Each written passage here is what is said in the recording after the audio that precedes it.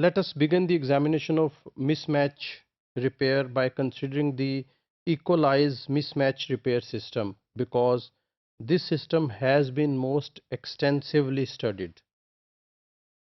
Although this system provides valuable information for studying mismatch repair in other organisms, it differs from the mismatch repair system of gram-positive bacteria and eukaryotes in one important aspect.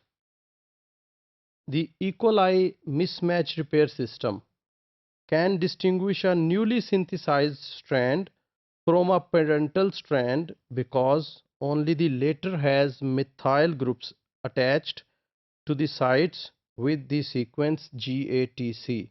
So in the E. coli, in the DNA there are some GATC sequences and there is methylation in the newly synthesized strands in this sequence. So the E. coli's mismatch repair system can identify this newly synthesized strand on the basis of this methylation in this GATC sequence.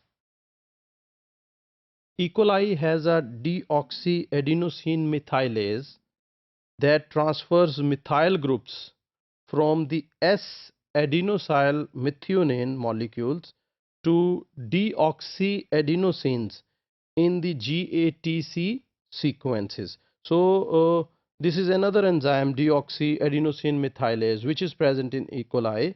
So this enzyme transfers methyl groups to the GATC sequence, and this methyl group is transferred from S-adenosyl methionine to the deoxyadenosines in this GATC sequence. The time of methylation by deoxyadenosine methylase, however, lags behind that of nucleotide addition at the replication fork about 2 minutes.